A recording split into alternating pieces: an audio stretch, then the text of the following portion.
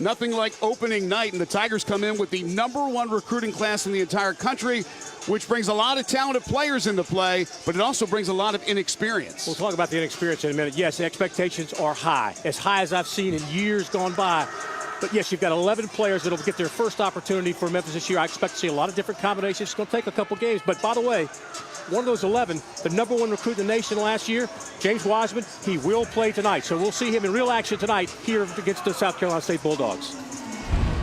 And let's take a look at the starting lineups. First of all, for the visiting South Carolina State Bulldogs, coached by Murray Garvin in his 8th season. They were 8-26 last year, 5-10 in the Mid-Eastern Athletic Conference. Rayshawn Neal, Ozante Fields, Jamari Etienne, Ian Kynard, and Damani Applewhite, preseason first-team All-MEAC. 4 seniors and a junior in that starting lineup for South Carolina State, so a very experienced team. For the Memphis Tigers, the Fab Five, but it really is more than Fab Five, as John alluded to, a number of new faces, and the starting lineup is all freshmen. Boogie Ellis, Damian Ball, Lester Quinones, Precious Achua, and James Wiseman. You will see DJ Jeffries come off the bench, another one of that amazing recruiting class, which includes another guy by the name of Malcolm Dandridge, who will not more than likely play this year, as he will be red-shirted.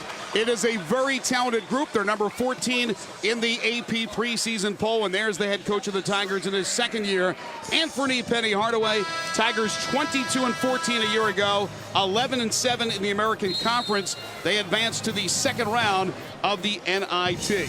For the first time since freshmen became eligible during the 1972-73 season, the Tigers will start 5 freshmen on opening day for the first time in school history.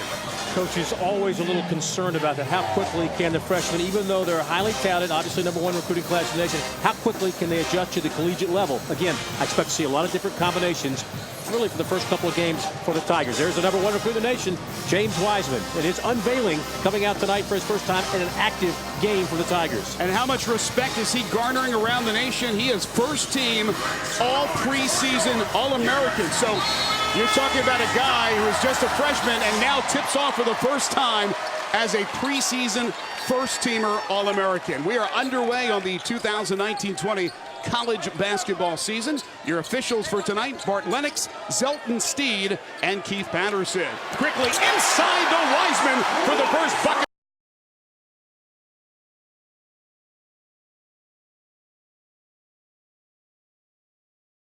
Here, and they've really done a good job for most here in the first half. Applewhite 1 of 2 from the charity stripe. It's a 10-point Tigers lead. And along those lines, South Carolina State is, and Wiseman again. From East Georgia Community College, who averaged 8.5 points per game last season. South Carolina State, a perfect 5 for 5 from the field, 3 for 3 from downtown, and they lead it by 4.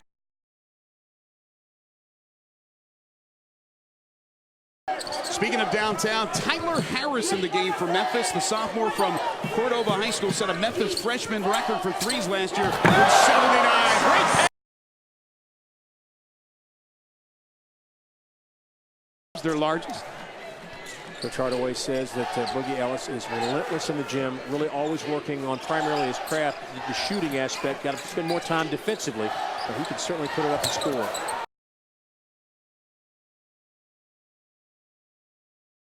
Saw for the first time as a preseason first-teamer All-American. We are underway on the 2019-20 college basketball season. Your officials for tonight, Bart Lennox, Zelton Steed, and Keith Patterson. Quickly inside to Wiseman.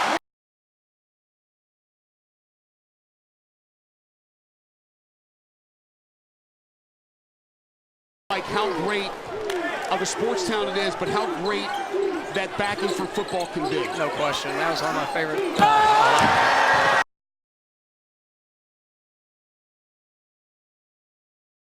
Who is waiting for NCAA clearance, may be able to play this year, may not. Well, Isaiah Maurice, who was a significant contributor last year, also available.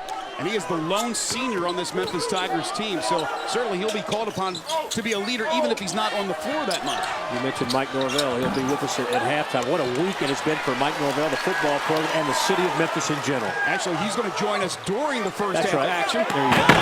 James Wise and him eligibility to play immediately, but they couldn't fly him here in time to catch up with his team. So there's going to be some other players that are going to be moving into the fold for Murray Garvin. Boogie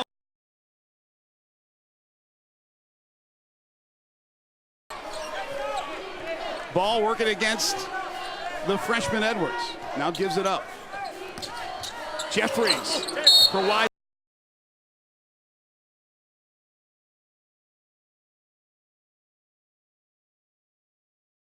Skycam. And look at that floor. Very nice new hardwood this year, John Albright. Got that nice blue tinge to it, but good job of spacing. It's the time they've ever played an official Memphis game, and that shows you really how inconsistent they are, even though they're talented. The first 12 minutes, certainly not a Picasso, but the last 4 or 5, Memphis really showed you the potential, what they have with all of this.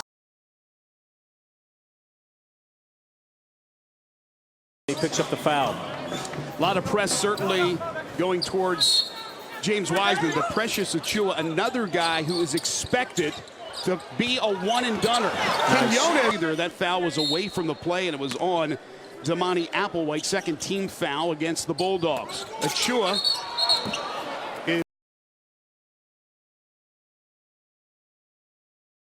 And again, when you have a deep team like this, it's very interchangeable. You get guys in, you get guys out, and that's what Penny Hardaway is going to try to do. Coach, you always talk about different phases of your game. I thought you're special. On the shot clock. Well, this edition of Penny Hardaway's Memphis Tigers wants to run, and they're very comfortable.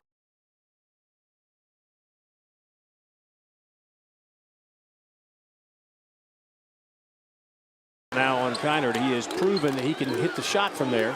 As you mentioned, one of the 2 seniors starting for the Bulldogs. Wiseman on the low block now falls outside with the jump.